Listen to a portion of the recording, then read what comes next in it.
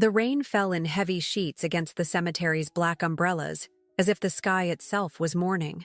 I stood motionless before the twin caskets, feeling oddly detached from my body. My parents, gone in an instant. A tragic car accident, they said. No survivors. No goodbyes. Elizabeth, Michael's voice cut through my trance. My husband of 8 years placed his hand on my shoulder, his touch lacking the warmth I desperately needed. We need to talk. I nodded, assuming he wanted to discuss funeral arrangements or perhaps offer some comfort. The cemetery had emptied. Even the priest had retreated to his car. Only the gravediggers remained in the distance, patiently waiting for us to leave so they could lower my parents into the cold ground. Not here, I whispered, my voice breaking. Please, let's go home. No, Michael replied, his tone businesslike. Here is perfect. No witnesses. I looked up, confused by his choice of words. His face, once so familiar, so beloved, had transformed into something unrecognizable. His jawline was tight, his blue eyes glacial. I'm leaving you, Elizabeth. 5 words. 5 simple words that didn't make sense in the context of this day, this moment. I blinked rapidly, certain I had misheard him. What? I'm leaving you, he repeated, enunciating each syllable with clinical precision. You're broke now. Your parents didn't leave you anything. They were bankrupt. My mind struggled to process his words through the fog of grief. This is about money? My parents just died, Michael. Yes, and their financial problems died with them. Did you really think your father's small publishing company was thriving? They've been in debt for years. Everything they had left went to maintaining appearances, your shopping sprees, our vacations, that ridiculous sports car you insisted on. It was all a facade. The rain soaked through my black dress, but I couldn't feel it anymore. My body had gone numb. The penthouse is in my name, he continued, checking his watch casually. You have until the end of the week to move out. I've already contacted a lawyer about the divorce. I searched his face for any sign of the man I had married, the aspiring writer I'd met in college, the one who had quoted poetry during his wedding vows, who had promised to love me through better or worse. There was nothing of him left. Why are you doing this? I asked, my voice barely audible over the rain. His smirk was the answer I never wanted. Good luck, Elizabeth. You're going to need it. He turned and walked away, leaving me alone between my parents' caskets. I didn't call after him. I didn't collapse in theatrical grief. I simply stood there, rain mixing with tears on my face, wondering how I had missed the signs. How had I not seen that the man I loved was capable of such calculated cruelty? That night, I returned to his penthouse. The space that had been my home for nearly a decade suddenly felt foreign. I moved through the rooms like a ghost, touching photo frames, running my fingers along the spines of books we had collected together. Everything looked the same, but nothing was. I found Michael in his study, packing his manuscripts into a box. When did you stop loving me? I asked from the doorway. He didn't look up. Does it matter? It does to me. Michael sighed, finally meeting my gaze. I never loved you, Elizabeth. I loved what you represented. Connections, access to your father's publishing world, the lifestyle your family's money could provide. Now that's gone. His confession hit me with physical force. I steadied myself against the doorframe, trying to breathe through the pain. 8 years, I whispered. 8 years of my life with someone who was just using me. Don't be dramatic. You got what you wanted too. The perfect husband to show off at your country club luncheons. Someone to validate your existence as more than just a trust fund baby. We used each other, but he was wrong. I had loved him. Wholly, foolishly, blindly. That night, I slept in the guest room, staring at the ceiling as my mind replayed every moment of our relationship, searching for clues I had missed. By morning, grief had hardened into something else. Determination. I packed only what I could carry, clothes, a few pieces of jewelry that had belonged to my mother, and the laptop Michael had given me for Christmas. I didn't leave a note. There was nothing left to say. Without a destination in mind, I pulled out my phone and scrolled through contacts, unsure who to call. Most of my friends were actually our friends. Wealthy couples we dined with, traveled with, people who would undoubtedly side with Michael once the gossip spread. Then I saw her name, Olivia Chen, my college roommate. The one friend Michael had never warmed to, claiming she was too intense for his taste. We had drifted apart after graduation, reconnecting only through occasional social media comments and holiday cards. She had built a successful career as a literary agent, ironic, given my family's publishing background, while I had become, what? Mrs. Michael Barrett, a role that no longer existed. With trembling fingers, I pressed call, praying she would answer. 3 rings later, she did. Elizabeth, is that you? I heard about your parents. I'm so sorry. Her voice, warm and concerned, broke something inside me. I had forgotten what genuine care sounded like. Olivia, I managed, my voice cracking. I need help. 2 hours later, I was sitting in Olivia's modest apartment in Brooklyn, clutching a mug of tea as I told her everything. My parents' deaths, Michael's betrayal, my sudden freefall from privilege to destitution. What an absolute bastard, she said when I finished, her face flushed with anger on my behalf. To do that to you at your parents' funeral, there's a special place in hell for men like him. I don't know what to do, I admitted. I have no money, no job skills. I've spent my entire adult life being Michael Barrett's wife and Jonathan Wheeler's daughter. Olivia's expression softened. That's not true. You have an English literature degree from Columbia. You're smart, resourceful, and stronger than you realize. I haven't used my degree for anything except analyzing the classics section of our home library. Then it's time to dust it off.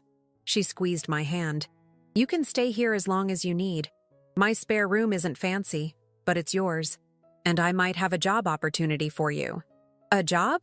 Doing what? My agency is looking for a new assistant. The pay isn't great, but it's a foot in the door of publishing. A world you already know something about, even if you don't realize it.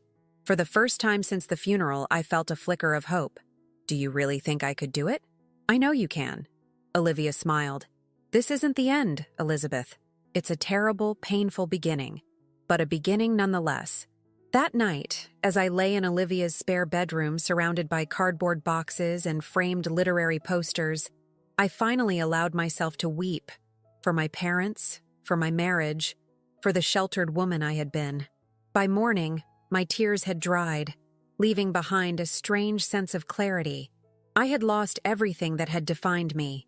Now I would discover who Elizabeth Wheeler really was, without the protective shell of wealth and status. What I didn't know, couldn't have known, was that the true shock was yet to come. Michael's betrayal was just the first tremor of an earthquake that would reveal my entire life had been built on quicksand, and somewhere in the rubble lay answers to questions I hadn't even thought to ask. As I drifted into an exhausted sleep, my phone buzzed with a text from an unknown number. Mrs. Barrett, this is Gregory Finch, your parents' attorney. There are matters concerning your parents' estate that require immediate attention. Please contact me as soon as possible. What you believe to be true is not the whole story. I stared at the message, my heart racing. What could possibly be left to discuss? Unless Michael had lied about my parents' financial situation too. Sleep forgotten, I sat up in bed, my finger hovering over the reply button. Whatever truth awaited me in Gregory Finch's office, I knew one thing with absolute certainty. Nothing in my life was as it seemed, and I was done with being the last to know. The law offices of Finch and Associates occupied the entire 15th floor of a sleek Manhattan building. I stepped off the elevator the next morning, acutely aware of my wrinkled blouse and the bags under my eyes. Less than a week ago, I'd have waltzed in confidently, dressed in designer clothes, the picture of privilege. Now I felt like an imposter. Mrs. Barrett, a slim man in his 60s greeted me, extending his hand. Gregory Finch, thank you for coming on such short notice. It's Ms. Wheeler now, I corrected him, the words feeling strange on my tongue. Or it will be soon. My husband and I are separating. Something flickered across Mr. Finch's face. Not surprise, but a knowing look that made me uneasy. I see, he said carefully. Please, come in. His office was old-world elegance, leather-bound books, a mahogany desk, and floor-to-ceiling windows with a view of Central Park. He gestured to a chair across from his desk. "Ms. Wheeler, what I'm about to share with you is highly sensitive. Before we begin, I need your assurance that this conversation will remain confidential." My stomach tightened. "Of course." Finch nodded, removing his glasses and rubbing the bridge of his nose. "Your parents came to see me 3 months ago. They were concerned about your husband, Michael." I leaned forward. "Why?" "They had reason to believe he was not who he claimed to be, that his interest in you, and by extension your family's publishing house, was not entirely sincere." The air in the room seemed thin. "What do you mean?" "Your father had hired a private investigator to look into Michael's background. What they discovered was troubling." Finch opened a drawer and pulled out a thick manila folder. He slid it across the desk to me. My hands trembled as I opened it. Inside were photographs. Michael meeting with men I didn't recognize in restaurants, hotel lobbies, parking garages. Financial statements showing large sums moving through accounts I knew nothing about. And most damning of all, a detailed report on how Michael had been secretly undermining Wheeler Publishing from the inside. "I don't understand," I whispered, though a terrible clarity was beginning to dawn. "Your husband has been systematically sabotaging your family's business for years," Finch explained gently. "Turning down promising manuscripts, driving away key editors, mismanaging funds, all while positioning himself to take control once the company inevitably failed." My mind raced back through the years. Michael's constant presence at the publishing house, his insistence on being involved in business decisions despite having no official role, his late-night meetings with my father that always left Dad looking drained. But why? Wheeler Publishing isn't even that valuable. "It's not about the current value," Finch said. "It's about the catalog, the intellectual property rights to hundreds of books published over the last 50 years. Rights that, if properly leveraged in today's digital market, could be worth millions." I felt physically ill. "And my parents? The accident?" Finch's expression darkened. "The police report indicated a brake failure in your father's car. The timing is concerning. Are you suggesting Michael had something to do with their deaths?" The question seemed absurd even as I asked it, yet the evidence before me painted a picture of a man I clearly never knew. "I'm not making any accusations," Finch said carefully, "but there is something else you should know. Your parents' financial situation is not what Mr. Barrett claims." He pushed another folder toward me. This one contained bank statements, property deeds, and investment portfolios. "Wheeler Publishing may be struggling, but your parents were far from bankrupt. They had diversified their investments years ago: real estate, tech startups, a silent partnership in a successful literary app. Their collective worth is approximately $12 million. The room spun around me. "But Michael said, Mr. Barrett only knew what your parents wanted him to know. They became suspicious of his intentions and began keeping certain assets private." I closed my eyes, trying to process the magnitude of these revelations. "So Michael left me because he thought I was broke. But I'm not actually broke?" "Not only are you not broke, Ms. Wheeler, but you are the sole heir to your parents' estate. Everything they owned is now yours, including controlling interest in Wheeler Publishing." A hysterical laugh escaped my lips. "He left me at their funeral because he thought there was nothing left to take." "So it would seem." Finch's tone was sympathetic but professional. "However, there's a complication. Your husband has already begun proceedings to contest the will, claiming that as your spouse, he's entitled to a portion of any assets." My momentary elation crashed. Of course, Michael wouldn't let go easily once he learned the truth. "What do I do?" "Fight," Finch said simply. "Your parents anticipated this. They left instructions and resources to protect you and their legacy." He pulled out a small key from his desk drawer. "This opens a safety deposit box at First Manhattan Bank. Inside, you'll find documents that could be useful in keeping Mr. Barrett at bay. I suggest you retrieve them as soon as possible." "What kind of documents?" "I think it's better if you see for yourself. But I will say this. Your parents were preparing for a worst-case scenario. They wanted to ensure you'd be protected no matter what." As I left Finch's office, clutching the key and the folders of evidence, My mind was a whirlwind of conflicting emotions. Grief for my parents, rage at Michael's betrayal, fear of what lay ahead, and beneath it all, a strange, unfamiliar feeling that took me several blocks to identify. Power. For the first time in my adult life, I wasn't just Michael Barrett's wife or Jonathan Wheeler's daughter. I was Elizabeth Wheeler, heir to a fortune and a publishing empire, with resources at my disposal and a burning desire for justice. I pulled out my phone and texted Olivia, "Need to talk. Something's happened." Her reply came instantly. "My office. 1 hour. Bring wine. The expensive kind." I smiled despite everything. Olivia always knew exactly what a situation called for. The First Manhattan Bank was only a few blocks from Olivia's agency. I decided to retrieve the contents of the safety deposit box before meeting her. Whatever my parents had left me, I needed to know now. The bank manager escorted me personally to the vault, treating me with the deference reserved for valued clients. Another thing Michael had lied about. The Wheeler name still meant something in this city. Alone in the viewing room, I inserted the key into the lock, my heart pounding. The box contained 3 items: a sealed envelope with my name written in my father's handwriting, a USB drive, and a small leather-bound journal I recognized as my mother's. I opened the envelope first. "My dearest Elizabeth," my father's letter began. "If you're reading this, then our worst fears have come to pass. Your mother and I have discovered disturbing information about Michael, information that puts us, and potentially you, in danger." The letter detailed how they had uncovered Michael's true nature, his web of lies, his manipulations, his secret meetings with competitors of Wheeler Publishing. They believed he had married me solely to gain access to the company and its valuable catalog rights. "We couldn't confront him directly without putting you at risk," Dad wrote. "So, we've been gathering evidence and preparing a contingency plan. The USB drive contains everything we've collected: emails, recordings, financial transactions, more than enough to keep him from contesting the will or claiming any part of your inheritance." My hand shook as I continued reading. "Elizabeth, we know this will be devastating for you. We've watched you build a life with this man, believing in his love.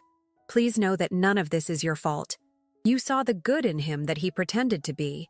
It's the same quality that makes you your mother's daughter, the ability to see the best in people." Tears blurred my vision as I read the final paragraphs. "Trust Gregory Finch. Trust Olivia Chen. Yes, we've kept in touch with her over the years. She's known some of our concerns and has been a silent ally. And most importantly, trust yourself. You are stronger than you know, smarter than you've been allowed to believe. It's time for you to take back your life and your legacy. All our love, always, Dad and Mom. P.S. The journal contains your mother's thoughts and observations about Michael over the years. Her instincts were always sharper than mine. Read it when you're ready." I pressed the letter to my chest, feeling both comforted and hollowed out by my father's words. They had known. All this time they had been trying to protect me from the predator in my own home. The USB drive would have to wait until I had access to a computer, but I slipped my mother's journal into my bag, unable to read it just yet. Some wounds were still too fresh. When I arrived at Olivia's agency, I was surprised to find her waiting alone in the conference room, a bottle of wine already open. "I cleared my schedule for the rest of the day," she explained, pouring me a generous glass. "Your text sounded urgent. You have no idea." I set the folders from Finch's office on the table. "Did you know? About Michael? About my parents' suspicions?"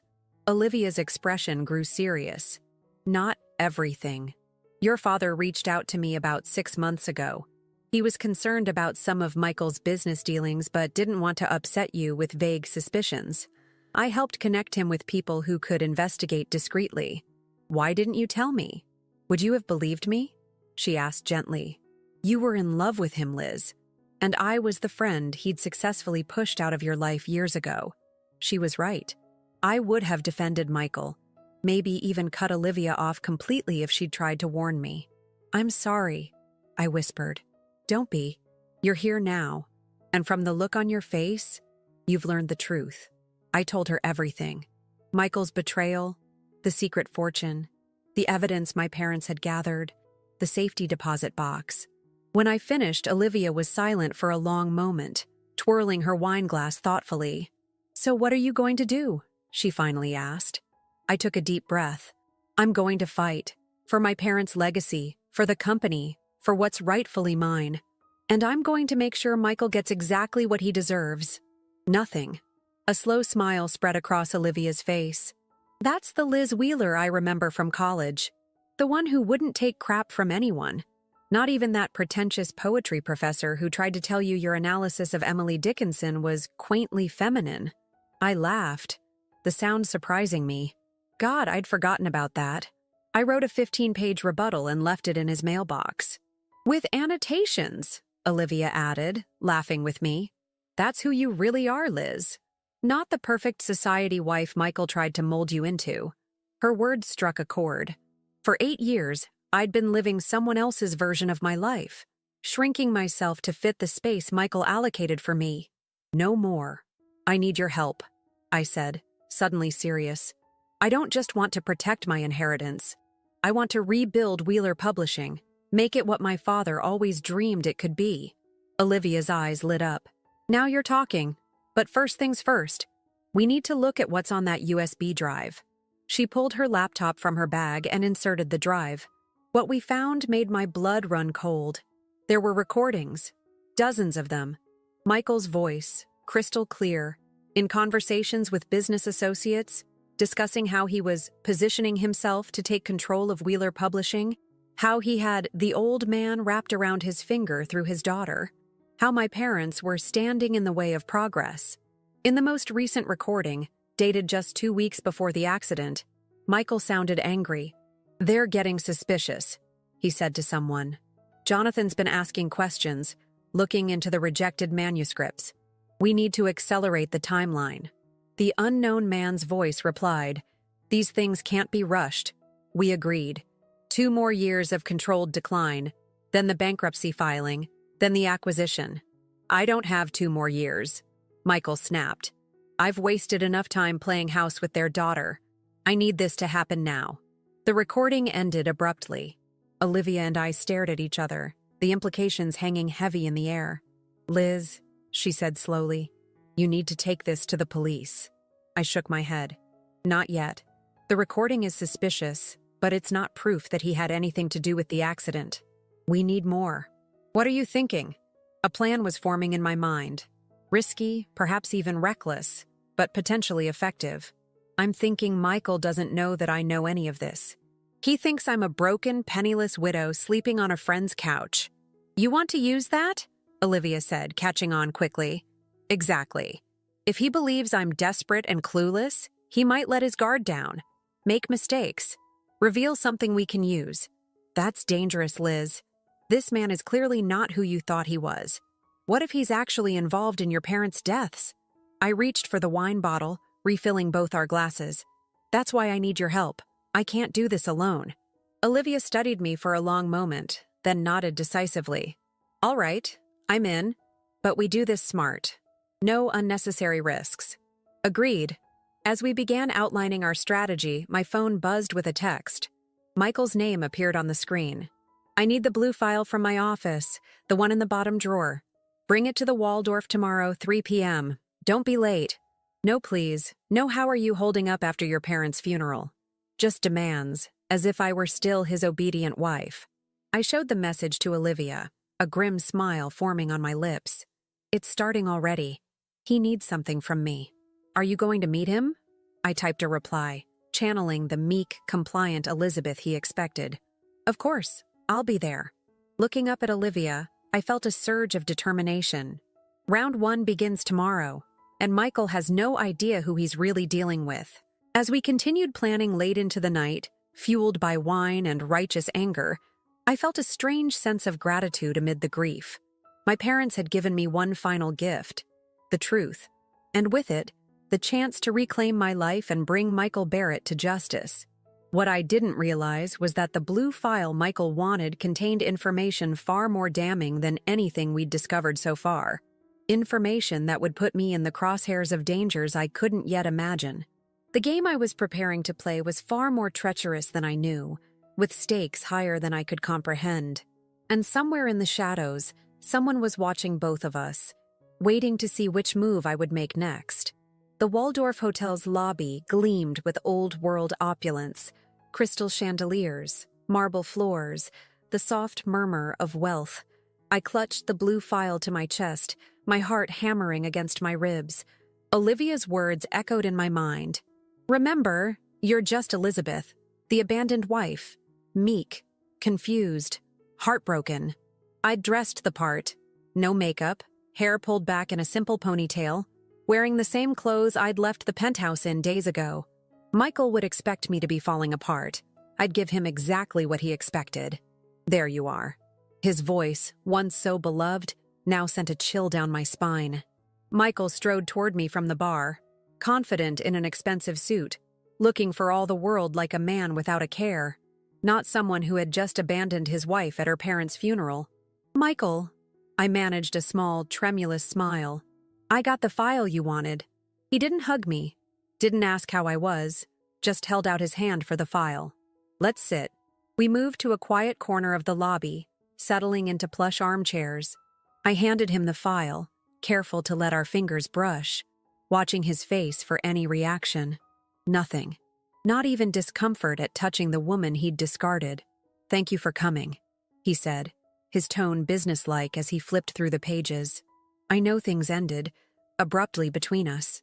"Abruptly?" I couldn't keep the edge from my voice.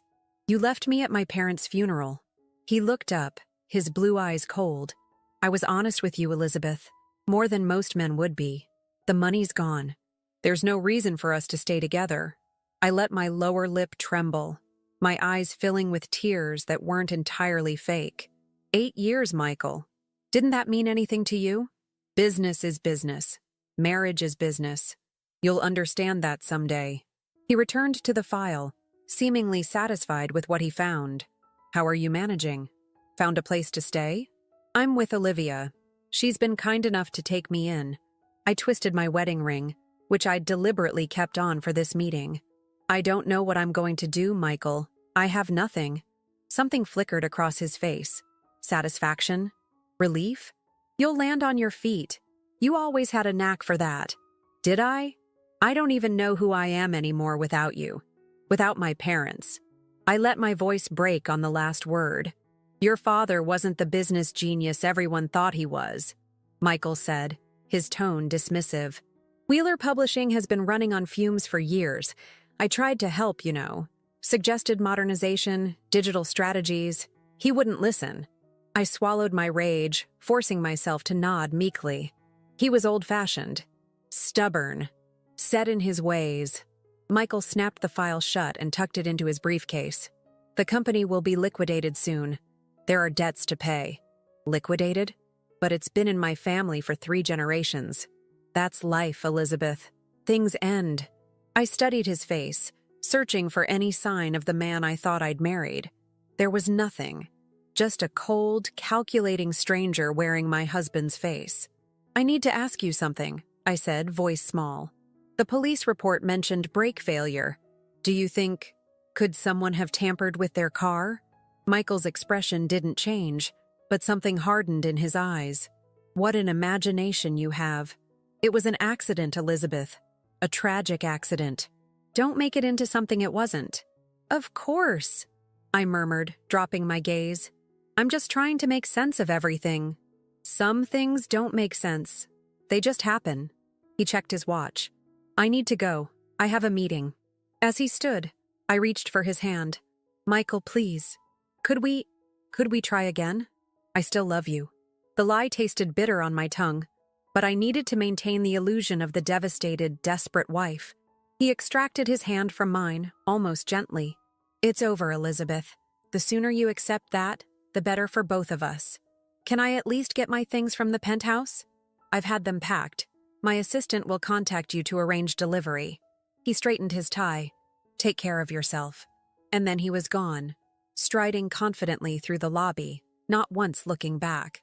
I remained seated, counting to 30 before pulling out my phone. "He's leaving," I texted Olivia. "Following now." Our plan was simple. I would meet with Michael while Olivia waited nearby. Then she would follow him after our meeting, see where he went, who he met with. It was a long shot, but we needed to know who his mysterious partners were. I gave Michael a few minutes head start, then made my way out of the hotel. Olivia was waiting across the street in her car, engine running. "Get in," she called as I approached. He just got into a black Audi, headed east. We followed at a safe distance, winding through Manhattan traffic. Michael's car eventually turned onto a quiet street in the Upper East Side, stopping in front of a stately brownstone. "Whose place is that?" Olivia asked as we parked a few cars back. "I don't know. I've never seen it before." We watched as Michael exited his car and jogged up the steps. The door opened before he could knock, revealing a tall, silver-haired man in an impeccable suit. "That's Victor Harrington," I gasped. "Who?" "Chairman of Pinnacle Media Group. They tried to buy Wheeler Publishing 3 years ago. My father turned them down flat." I fumbled for my phone, quickly snapping several photos as the two men shook hands. Dad said Harrington was ruthless, that he'd gutted every independent publisher he'd acquired. "Looks like your husband found a willing partner," Olivia observed grimly. We waited for nearly 2 hours, watching the brownstone, speculating about what might be happening inside. Finally, Michael emerged, followed by Harrington and 2 other men I didn't recognize. "We need to get closer," I whispered.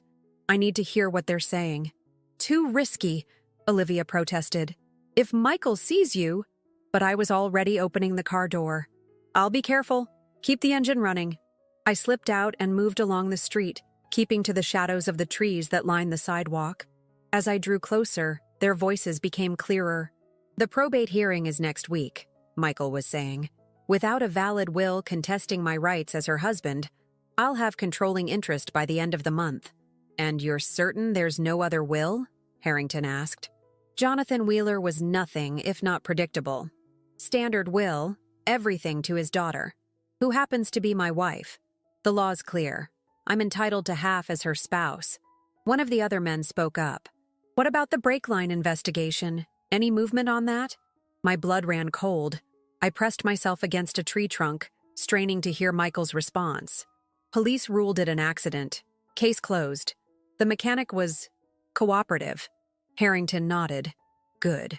The sooner we put this unpleasantness behind us, the sooner we can move forward with the acquisition. The market for back catalog rights won't wait forever." "I just saw Elizabeth," Michael continued. "She's exactly as expected. Broken, desperate, clueless. She has no idea what's happening." "Keep it that way," Harrington warned. "The last thing we need is her getting suspicious and hiring some crusading lawyer." "Trust me," Michael laughed. "She couldn't find her way out of a paper bag without me telling her which end is open. She spent 8 years being the perfect trophy wife, not developing any skills or backbone." Their laughter felt like a physical blow. I wanted to step out from the shadows, confront them, scream the truth, that I knew everything, that they wouldn't get away with what they'd done to my parents, what they were trying to do to me. But Olivia's cautionary words kept me rooted in place. This wasn't the time. We needed more evidence, needed to be smart. As the men continued their conversation about acquisition timelines and market valuations, I carefully backed away, returning to Olivia's car. "You look like you've seen a ghost," she said as I slipped into the passenger seat. "I think I just heard them admit to killing my parents," I whispered, my voice shaking. Olivia's eyes widened. "Are you sure?" I repeated the conversation verbatim, my mind racing with the implications. "The mechanic was cooperative? What does that mean if not that he was paid off to tamper with the brakes?" "We need to go to the police."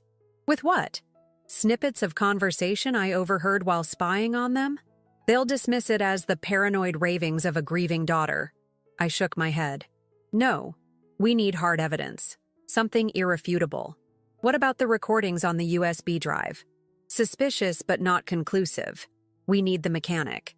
If he was paid to sabotage the brakes, he's the key to everything." Olivia started the car, pulling away from the curb as Michael and his associates began dispersing. "The police report should have the mechanic's name. Finch will have a copy." I pulled out my phone, texting him our request. His response came quickly. "Thomas Reed, Reed's Auto Shop, Queens. Worked on your father's car 3 days before the accident. Regular maintenance. We need to talk to him." I decided. Not we, Olivia countered. You're too recognizable. If Michael has this guy in his pocket, he might alert him if you show up asking questions. She was right. So what do we do? A slow smile spread across Olivia's face. I have a friend. A former client, actually. Ex-cop turned thriller writer. He might be willing to help us have a conversation with Mr. Reed. 2 days later, we were sitting in Olivia's apartment with Jack Donovan, a barrel-chested man with salt and pepper hair and eyes that miss nothing. So let me get this straight, he said, after we'd explained the situation. You think your husband arranged to have your parents killed by tampering with their car, all to get control of a publishing company. And $12 million in assets, I added. Plus the catalog rights worth potentially much more. Jack whistled low. People have killed for less. But this is thin, Elizabeth. Very thin. I know what I heard. Overheard conversations are notoriously unreliable and inadmissible in court. Jack tapped his fingers on the table thoughtfully. But the mechanic, if he was involved, that's different.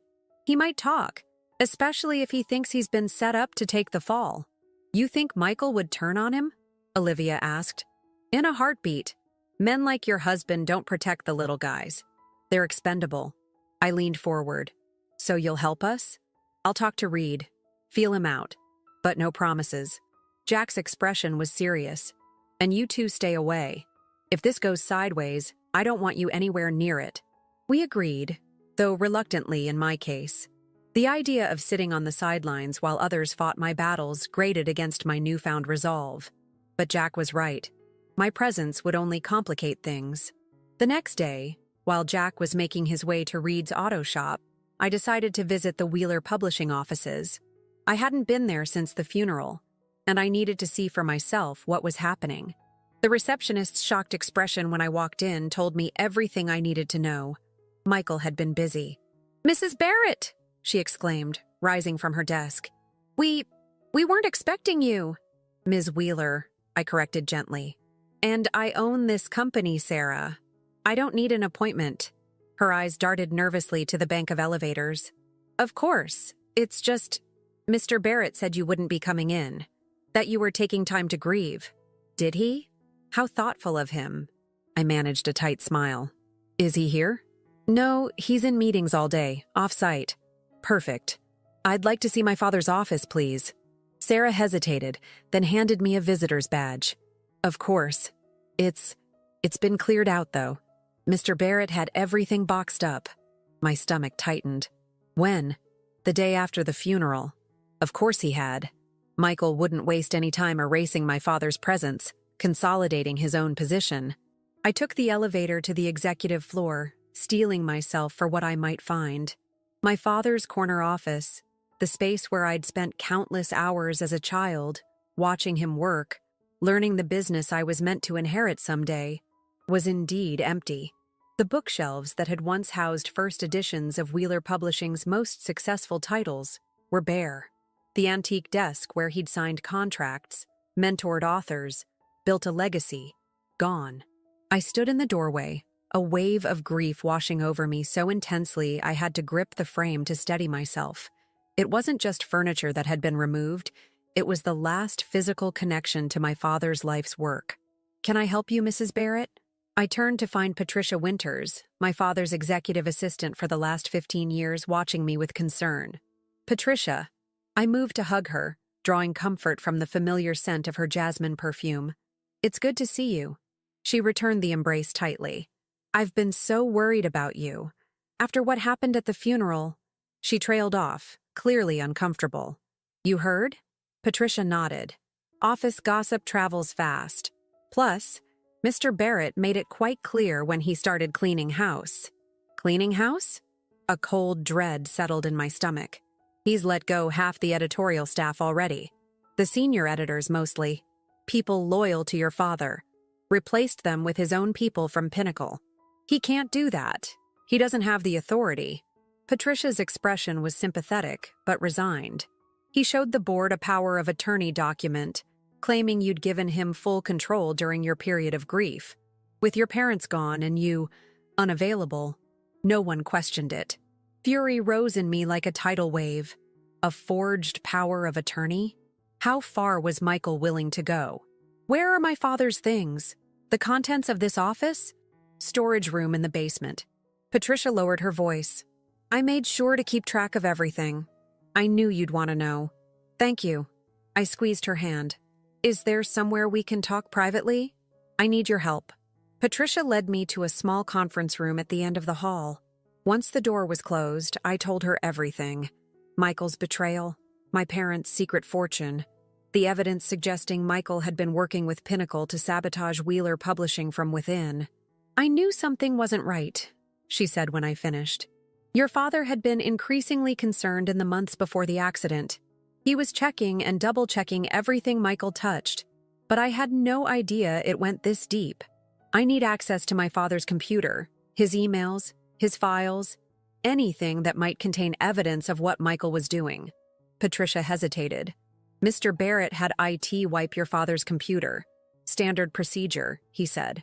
Of course he had. Michael was nothing if not thorough. But, she continued with a small smile, your father was old school. He kept backups, physical ones. My heart leapt. Where? External hard drives. He kept one in his desk, which Mr. Barrett found and took. But there was another. A failsafe, your father called it. He kept it in the false bottom of the third drawer of the credenza in his home office. I stared at her. The lake house? But it's been sold. My parents downsized last year. Patricia shook her head. Your father told me they kept the lake house off the books. Something about wanting a retreat that nobody knew about. He was quite insistent that it remain private, especially from Mr. Barrett. A secret property? One that Michael knew nothing about? Hope surged through me. Do you have the address? Patricia pulled out her phone. I can do better than that. I have the keys. Your father left them with me for emergencies. Said I should only give them to you if something happened to him. As she handed me the small key ring, my phone buzzed with a text from Jack. Need to meet. Now. Reed talked. It's worse than we thought. I looked at Patricia, a plan forming rapidly in my mind.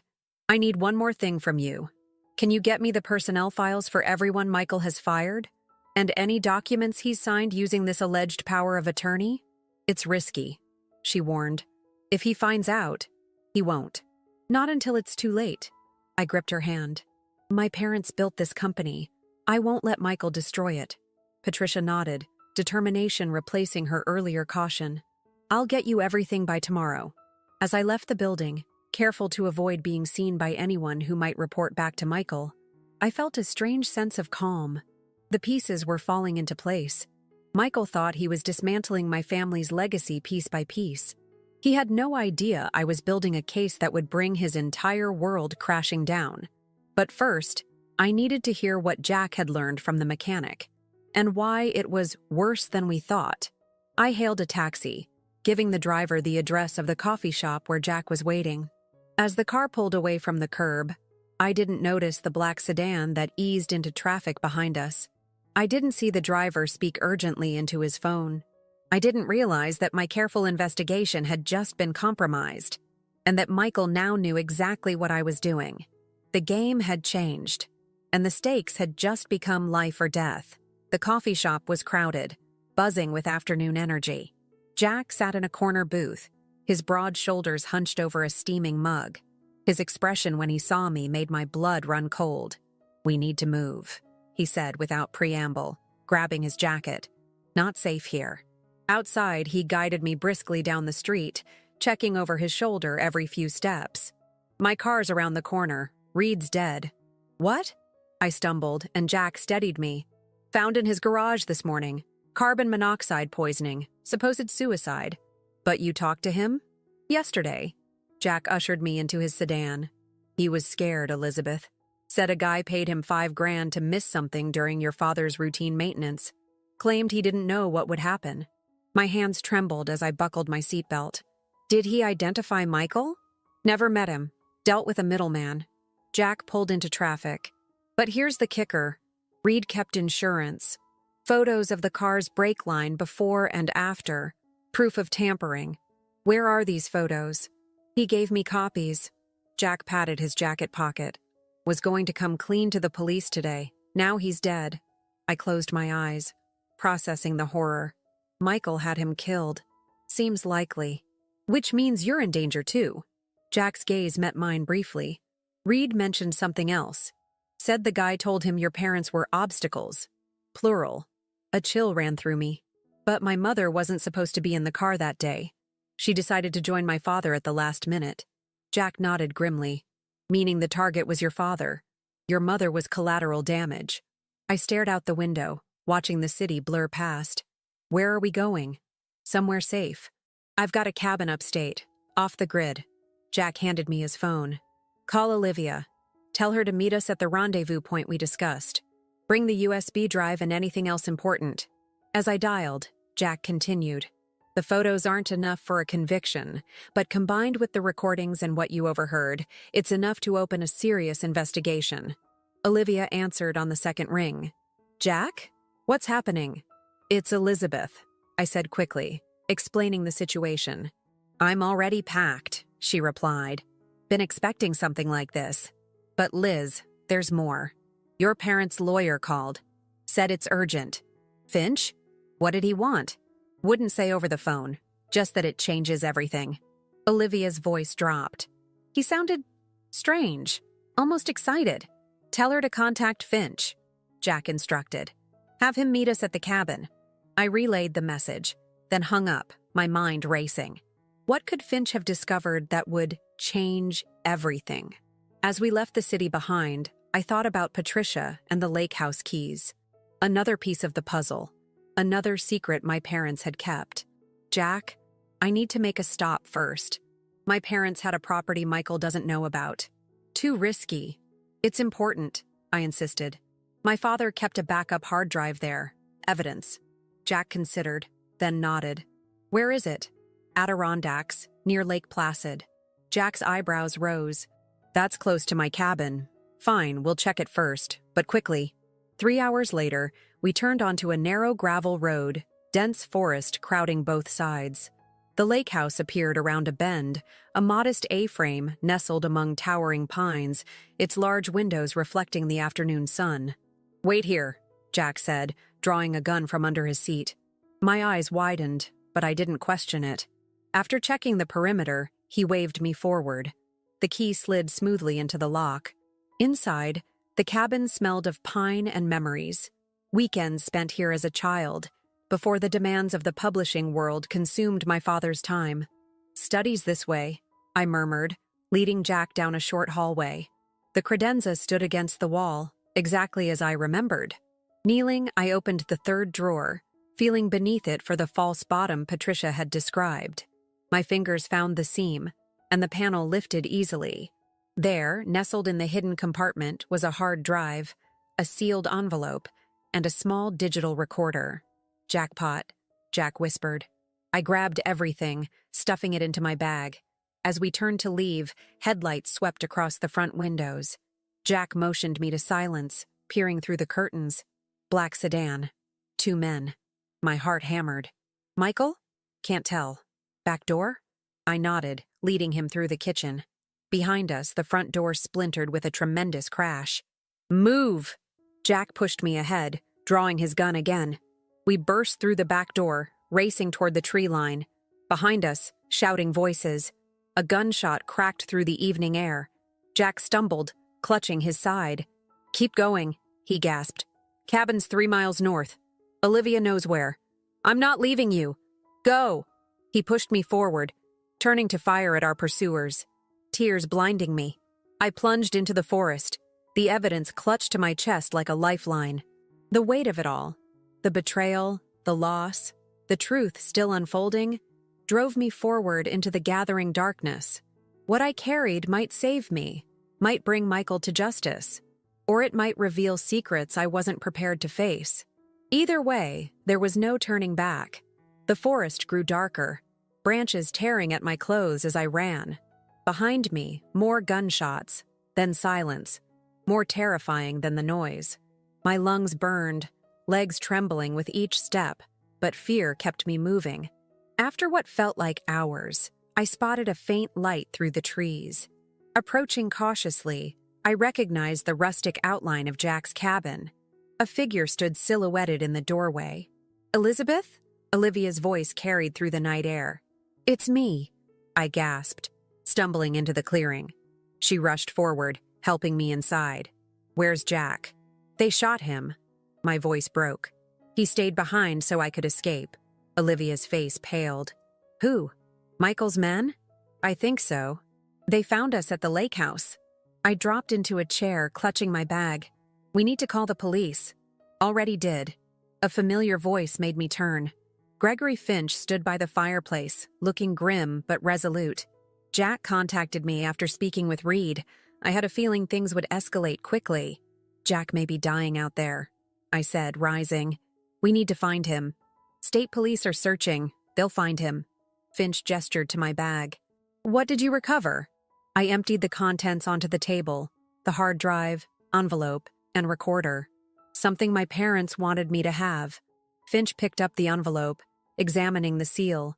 "This has my firm's watermark." "Open it," I urged. Inside was a single sheet of paper, a DNA test result. I scanned it, confused. "These are my parents' DNA profiles, but who is this third person?" Finch studied the paper, then looked at me with an expression I couldn't read. "There's something you need to know, Elizabeth. Something your parents wanted revealed only if the worst happened." "What is it?"